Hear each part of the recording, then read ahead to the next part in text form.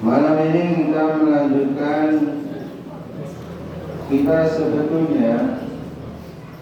sebetulnya kita ini diajari bagaimana kita mencari berkah. Diajari dalam kitab ini bagaimana cara kita mencari berkah dari para guru-guru kita, mencari berkah dari para ustadz, mencari berkah dari para orang tua, mencari berkah dari teman dan kawan, mencari berkah yang pantas untuk kita cari berkahnya. Maka di dalam kitab ini kita secara lengkap diajari bagaimana tata cara kita mencari berkah, kebaikan dari orang lain. Pada malam yang lalu, malam Selasa, telah diterangkan mengenai sahabat Nabi Muhammad SAW yang namanya Ibnu Mas'ud, yang nama aslinya adalah Abdullah. Dan malam ini akan disambung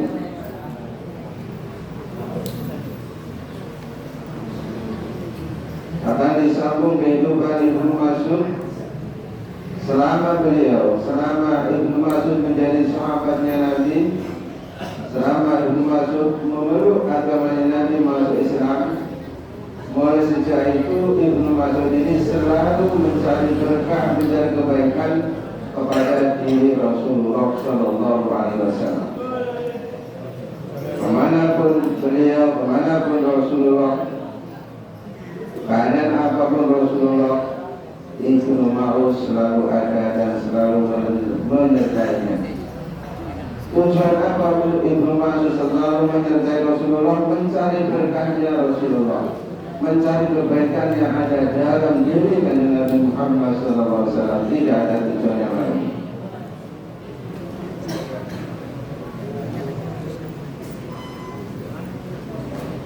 Saya lanjutkan.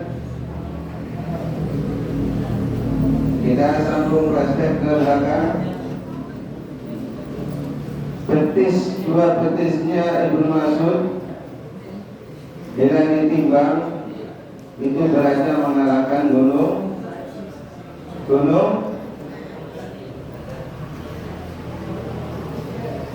Dua betisnya Ibnu Mas'ud bila ditimbang, beratnya betis dua Ibnu Mas'ud itu mengalahkan beratnya gunung Uhud.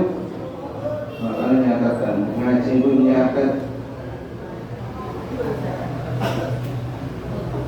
Kenapa sampai bisa seperti ini Ibnu Mas'ud?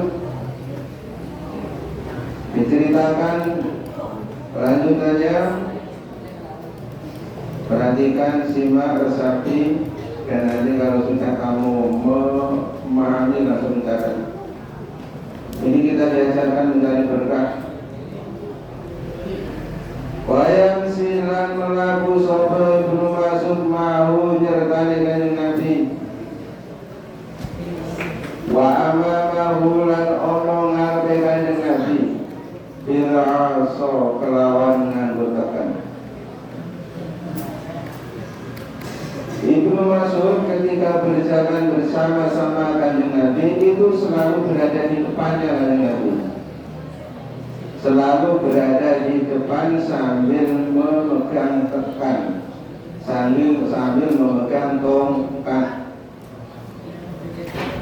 Ibnu Mas'ud ketika berjalan bersama Nabi selalu berada di depan Nabi sambil memegang tongkat.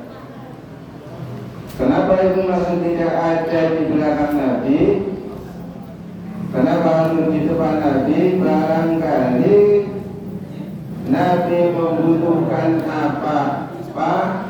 Membutuhkan tongkat, membutuhkan jalan untuk dilalui, maka yang mencarikan jalan untuk dilalui Nabi Muhammad adalah Ibnu Mas'ud. Kasari ngomong, itu bantu dirut, mereka kan dulu. Ini kan curang kan dirut, Ini adalah bentuk kata dia. Kali curi liwat, kali curi sudah lihat. Ini adalah bentuk kata. Ini malah lihat. Jadi dia Nabi ngamen. Jadi menjadi petunjuknya kanjeng Nabi Muhammad SAW di dalam Rasulullah SAW sejak dalam perjalanan. Menjadi kacamatanya Nabi Muhammad SAW. Kemudian wa yastaruhu lan nutupi sapa Ibnu Mas'ud ila Nabi idza wasala naliku atus sapa Nabi. Ketika Nabi Muhammad SAW mandi, Ibnu Mas'ud itu selalu ada dan yang menutupi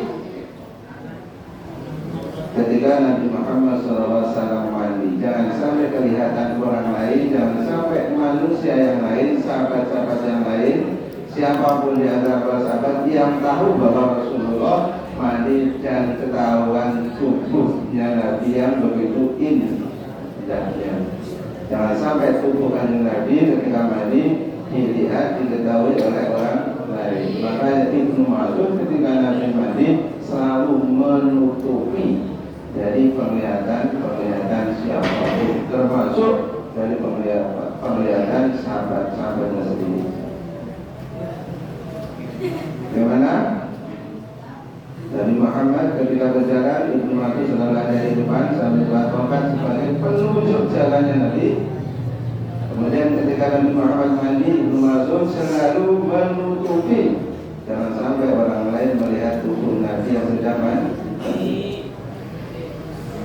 Berarti Ibnu Mas'ud tahu dong, ya iya. Berarti Ibnu Mas'ud tahu tubuhnya Nabi, ya iya. Ibnu Mas'ud adalah orang yang memegang rahasianya Nabi Muhammad SAW. Memegang rahasia apa-apa yang tidak pantas dilihat orang lain, Ibnu Mas'ud tahu. Memegang rahasia termasuk ketika Nabi mandi, Ibnu Mas'ud melihat. Berarti tahu dong pada tubuhnya Nabi Muhammad SAW.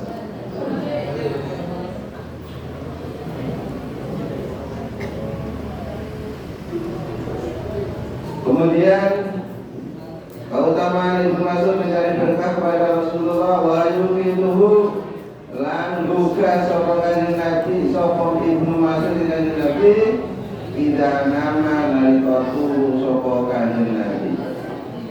Oke. Ibnu Mas'ud ini ahli membangunkan Nabi. Orang santri biasa buka gurune, kalau santri biasa bukan dia ini luar biasa.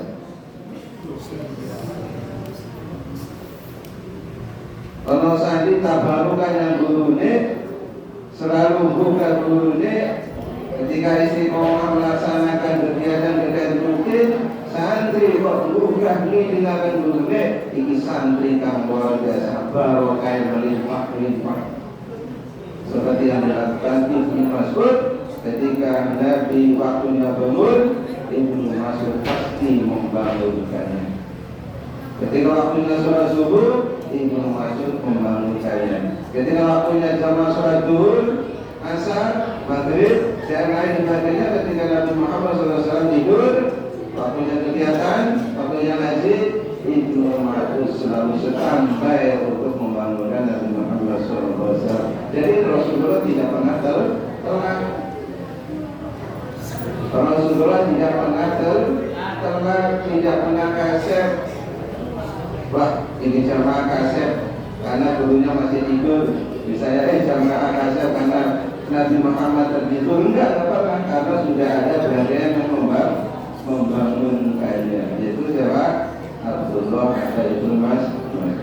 Santri yang biasa membangunkan gurunya, santri yang biasa membangunkan kiainya, santri yang biasa membangunkan ustaznya, itu sama saja dengan itu masuk di dalam pencarian berkah kepada dunia. Tapi beliau jangan kasar-kasar atau karakter. Ibnu Mas'ud kayak begitu. Rasulullah, ya Rasul, tidak dia. Jadi senang juga dia nabi kalau santri bukan. Nabi Muhammad dia senang sekali ketika Ibnu Mas'ud santri meluruskan. Lalu kemudian wayar bisuhulangan doakan sahabat Ibnu Mas'ud indah Nabi alaihi insan dan luru dengan Nabi. Ibnu Mas'ud selalu yang memakaikan kedua sandalnya kanjeng Nabi. Kanjeng Nabi nggak pernah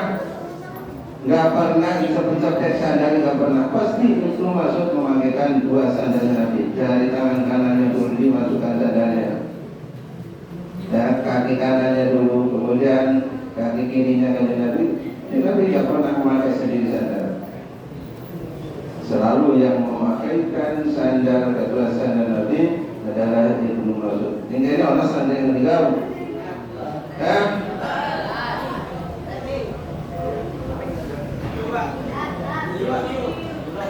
Nah, tebakan sadar guru ini berdiskresia. Apakah sadar guru ini kadang-kadang gengsi, kadang-kadang tergantung lah, kalau rusak dari anak orang sesat atau pendengaran. Ibnu Mas'ud jangankan pencitraan sandal, menganggurkan sandal setiap hari. Karena ini kita biasa mencari berkah kebaikan kepada guru. Terus faedah jarasa itu ketika Rasulullah berdiri sambil memakai sandal, artinya memakai sandal lalu kemudian mau berdiri, maka sandal kedua sandal itu dipakaikan sendiri oleh Ibnu Mas'ud, dipasang sendiri oleh Ibnu Mas'ud, mulai kaki kanan kaki kirinya. Kemudian faedah jarasa maupun nalikane lungguh sapa kanjeng Nabi adkhalahuma maupun melebukakan sapa Ibnu Mas'ud insanaluhu fi dhira'aihi ing dalam asqalul lil Nabi asqalul Ibnu Mas'ud perhatikan. Sering diajari dalam barokah dulu. Diajari diwarnai Ibnu Mas'ud.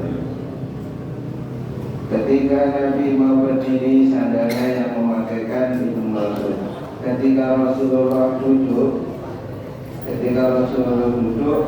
maka sandal itu yang melepas juga Ibnu Mas'ud, dan sandal itu bukan ditaruh. Sandalnya Rasulullah ketika Rasulullah duduk, Ibnu Mas'ud yang memasangkan, Ibnu Mas'ud yang melepaskan, dan sandal itu tidak ditaruh.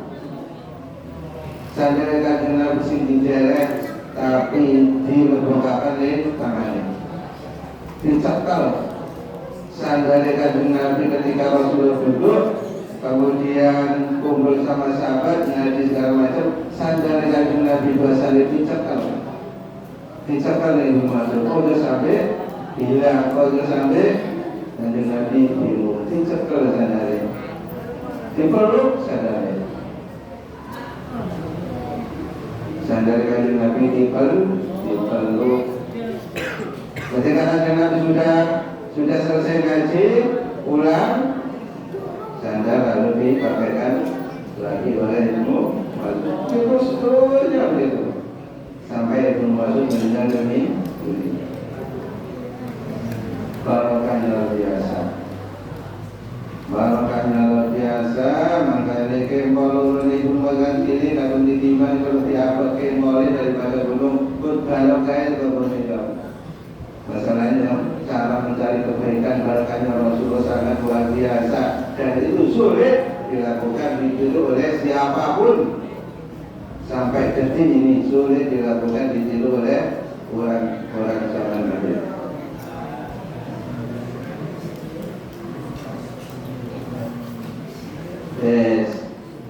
Itu adalah cara-cara Ibnu Mas'ud berhadapan dari berkat kepada Rasulullah. Dan kemudian Rasulullah SAW berpesan kepada Ibnu Mas'ud, wasiat kepada Ibnu Mas'ud, ya Ibnu Mas'ud, perhatikan sekarang kata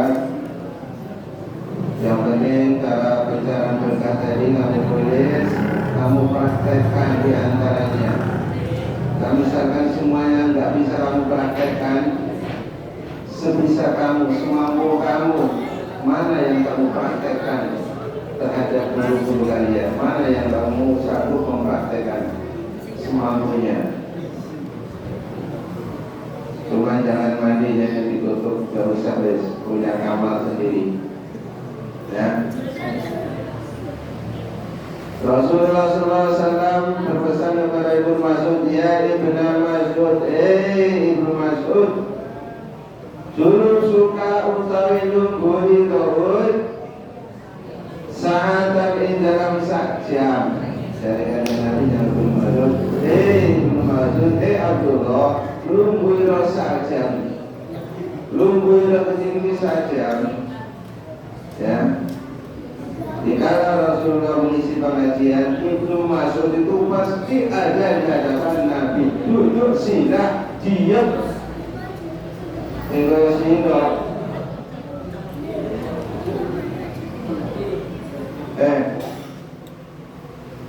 Kemarin bisa menang dia.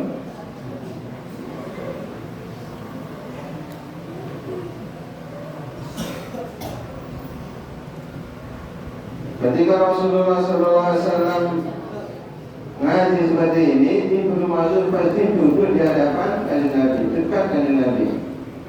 Satu waktu Rasulullah bersabda, ya Ibnu Mas'ud, lungguh saja.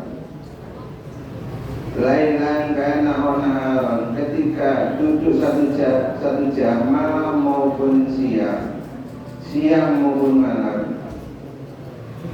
Dudukmu 1 jam siang maupun malam Mas'ud di majlis ilmi, di dalam duduk mencari ilmu, ya seperti ini. Saat ini duduk 1 jam, atau orang yang mencari ilmu duduk mendengarkan ilmu, mendengarkan kiai yang menyampaikan, mendengarkan guru yang menerangkan 1 jam duduk siang maupun malam. Di saat siang ataupun saat malam 1 jam, kata Rasulullah,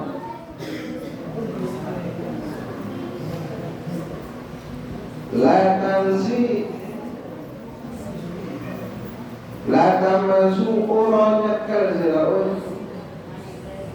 kolaman ing pulpen. Duduk 1 jam, ini kebantaran dengan pulpen. Wala taktubulan orang nulis sirah harpan ing sak huruf bensin. Perhatikan, santri duduk 1 jam walaupun tidak membawa apa-apa, tidak memegang apa-apa, tidak membawa buku, tidak membawa pulpen, tidak menulis apa-apa, tapi diam. Tidak ada kegiatan yang ada dalam tangannya, itu tidak ada. Ya yang nulis, yang buka, sehingga pulpen, kata Rasulullah SAW. Ibnu Mas'ud, kamu duduk 1 jam, kamu tidak membawa pulpen, kamu tidak menulis apapun, tidak menulis 1 huruf pun ketika kamu duduk ngaji.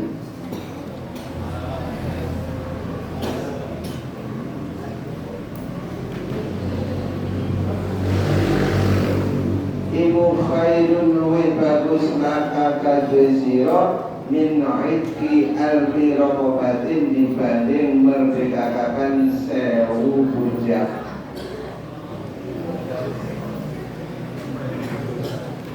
Lebih baik kata Rasulullah, orang yang duduk 1 jam walaupun tidak menulis, walaupun tidak bawa buku, walaupun tidak bawa pulpen, tidak menulis apa-apa, tapi duduknya 1 jam itu diam, mendengarkan, menyimak, memahami, meresapi apa yang disampaikan Rasulullah,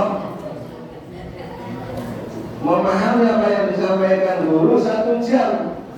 Hingga pantaran ini pantaran, tapi menang. Angan-angan apa yang disampaikan guru, meresapi apa yang disampaikan guru, memahami kemudian memasukkan ke dalam benak hatinya apa yang disampaikan Rasulullah, apa yang disampaikan guru-guru kalian. Itu lebih bagus nilainya lebih unggul, nilainya lebih utama daripada memerdekakan 1000 budak. Itu 1 jam. Terus sehari 2 jam, 3 jam. Makanya jual betis Ibnu Mas'ud itu lebih berat daripada gunung Uhud. Kalau ngaji Ibnu Mas'ud mana? Yang sampai saya kan, jadi demikian. Gua buka ini tuh, gua pulpen, gua siap-siap. Gua buku pulpen, gua rekomen. Repot. Makanya kita harus berubah sekarang. Setelah kamu diberikan pelajaran barokahnya Ibnu Mas'ud, betapa besarnya barokah yang ada, ya, yang berasal dari Rasulullah kepada Ibnu Mas'ud, makanya di malam ini kita sudah diajari.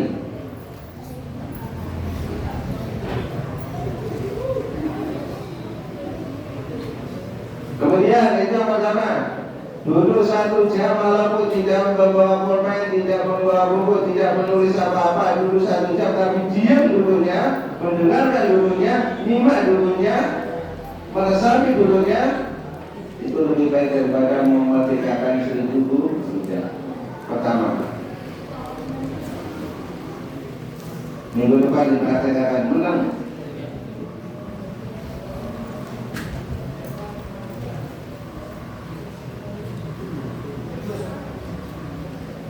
Kalau minggu depan mengajar umum seperti ini, masih seperti ini, berarti belas tidak nol hasil lagi ini.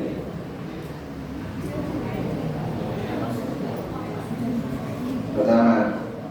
Kemudian yang kedua, kata Rasulullah kepada Ibnu Mas'ud, wa ladruka utai ulini ngali siraud ila wajil alimi maring wajai wa alim. Hai kita terima mahabbati maksudnya, ketika kamu melihat, ketika kamu memandang orang alim, tadi kan mengatakan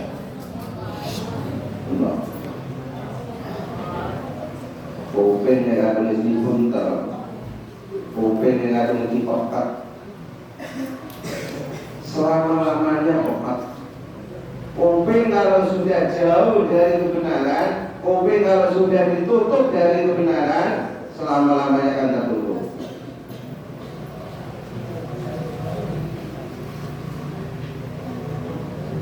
Gak mampu untuk mendengarkan nasihat kecuali ketika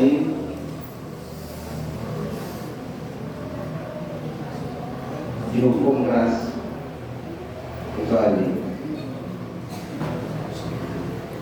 Kedua, wana rubaidal alimi ila wajib alimi.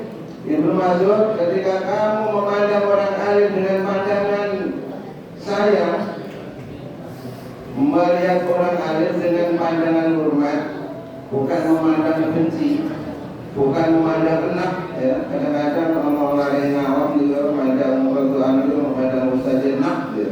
Bukan begitu. Mandang gurunya siapa, melihat siapapun. Sadi lanang, guru wadon, sadi wadon, guru lanang, dengan pandangan peringatan hormat. Mahabbah di sini cinta, dalam hati hormat. Takdim, ngagung-ngagung. Ibu khairun, luwih bagus langkah dari silaul. Kamu memandang orang alim dengan pandangan hormat, takdim, sayang, menghormati, itu lebih bagus, lebih baik untuk kamu min albi wa ulusin, daripada 1000 kuda perang. Mandang wong alim dengan pandangan hormat itu lebih apik daripada larangnya, daripada harga mahalnya 1000 kuda perang. Kuda perang sijai itu miliaran ya. Ya jarang aku perang. 1 kuda untuk perang besar, larinya tepat, Itu mahal itu, bisa ratusan juta. 1000 ekor. Itu nilai cilik dibandingkan nilai memandang orang alim dengan pandangan tajamul. Ojo mandang gampang, ya. Ojo mandang enak, ojo mandang gimana ini, saya kata-kata gimana. Tapi pandangan menghormati pandangan tadi itu nilainya lebih bagus, sangat bagus dibanding nilai dari 1000 ekor kuda galak atau kuda perang. Itu nomor 2.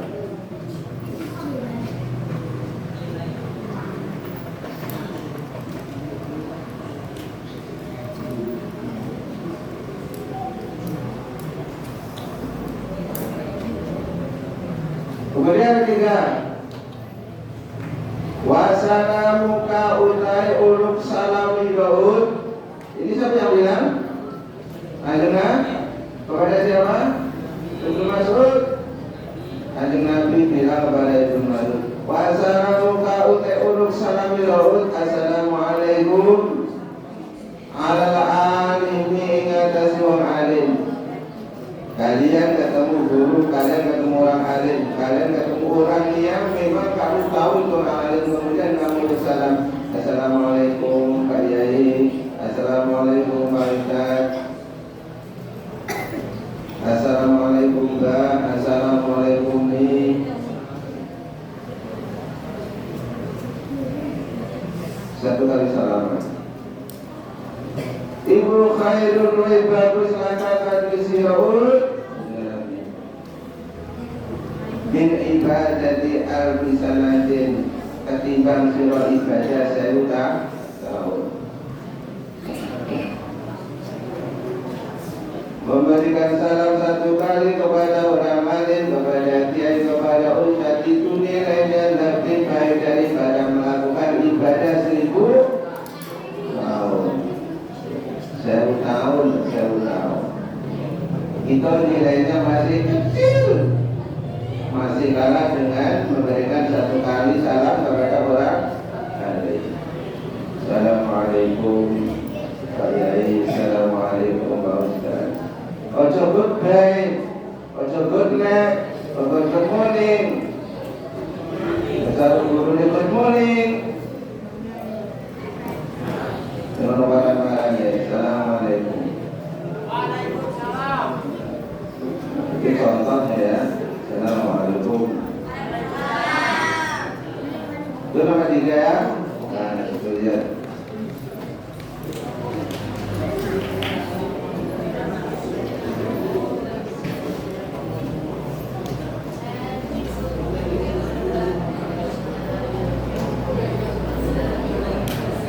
Nah, kemudian itu sudah ada 3 perkara wasiat Rasulullah SAW kepada Ibnu Mas'ud. Yang pertama menjadi duduk 1 jam mendengarkan ilmu walaupun tidak membawa apa-apa, tidak membawa pulpen, buku, tidak menulis apa-apa. Duduk 1 jam tapi duduknya dengan diam mendengarkan, itu lebih baik daripada 1000 memerdekakan 1000 budak. Kemudian memandang orang alim dengan pandangan hormat lebih baik daripada 1000 kuda balap, daripada mahalnya 1000 ekor kuda perang. Kemudian ketiga, mengucapkan 1 kali salam kepada orang alim nilainya lebih baik daripada melakukan ibadah 1000 tahun. Catatannya.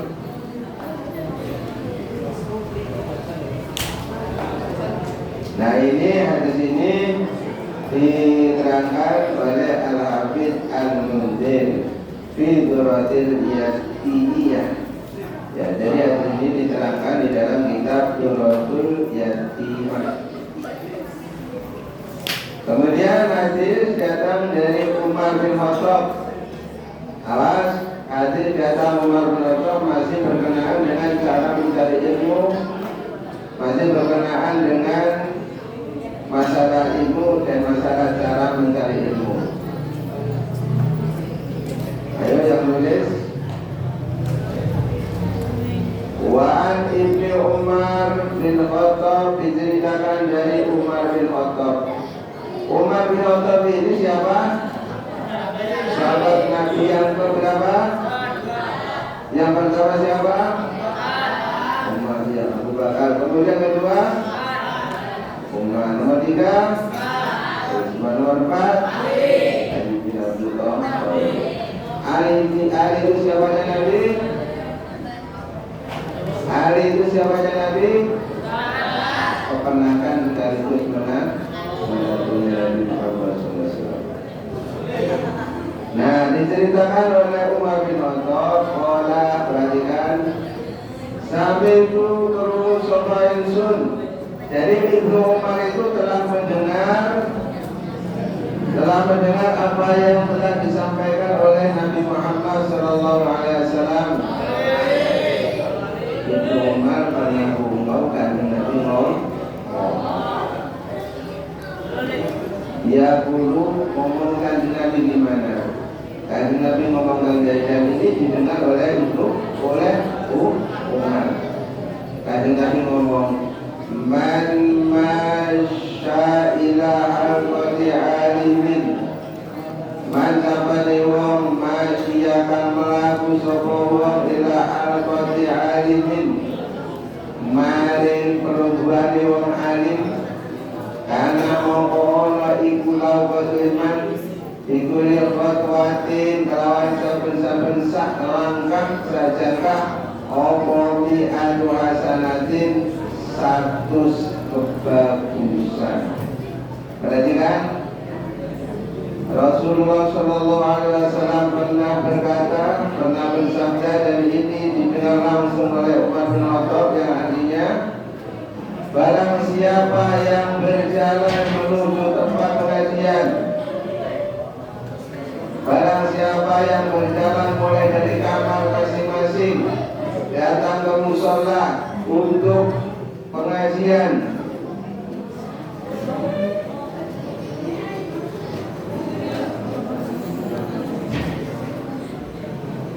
maka setiap satu langkah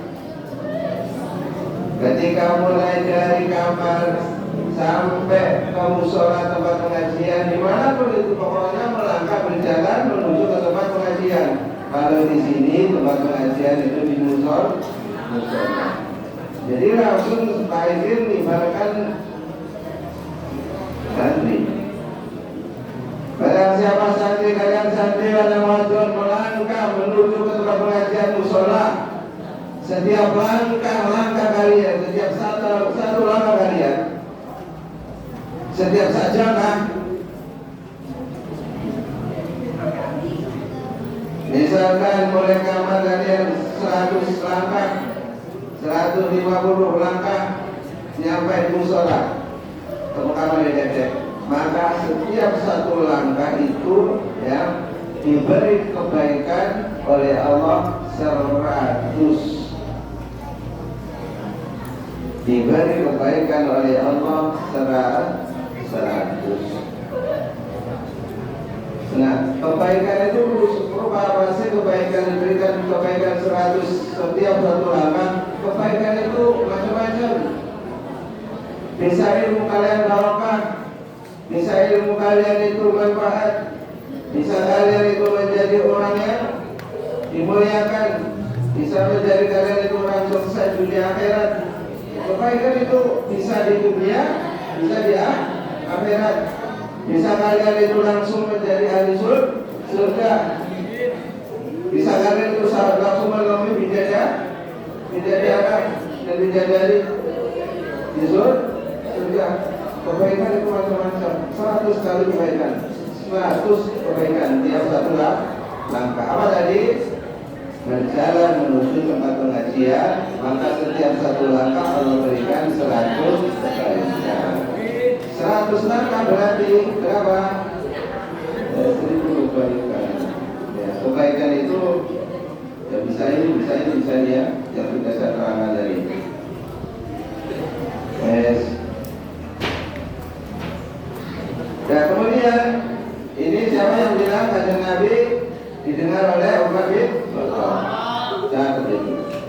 Kemudian kajian Nabi melanjutkan faida jalasa mongkona rikone lunggu sokowo aindahu ono sandinga alim wantama alan rumo akan sokowo main barang yang buru kang ucap sokowo alim karena ono itu lakodiman dikuring kalimatin melawan tiap-tiap sakalimat hasanatan ing kebagusan. Barang siapa yang duduk bersama orang alim gurau, ketika ada guru memberikan pengajian seperti ini, ketika ada kiai memberikan pengajian seperti ini, barang siapa yang duduk mendekat, duduk atau ada duduk itu enggak masuk itu.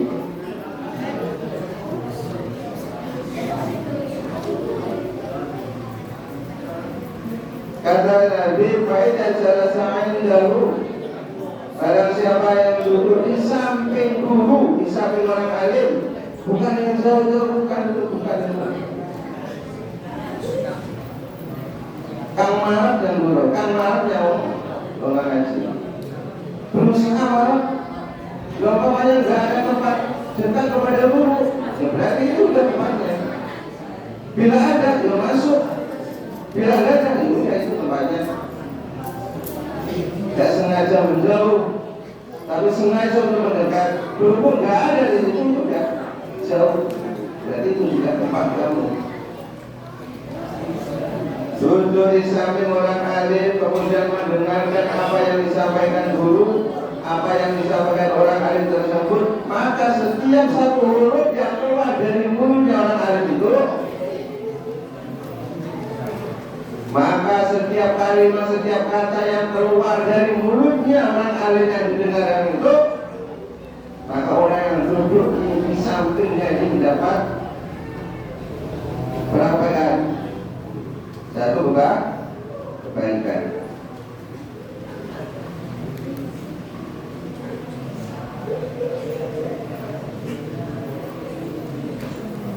Satu kebaikan.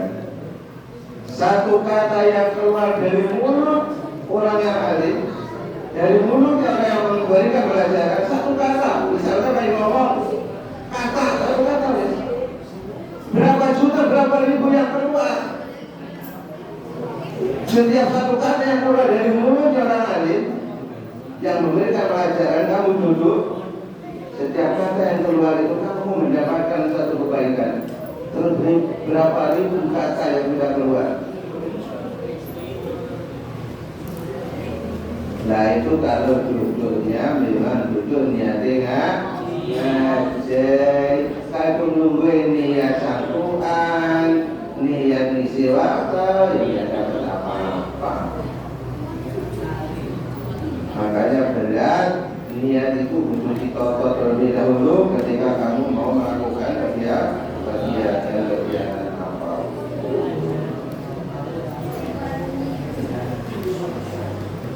Gak bikin.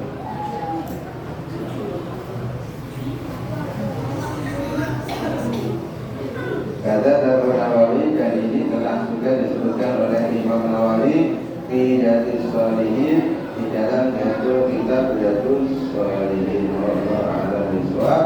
Mudah-mudahan barokah. Alhamdulillah.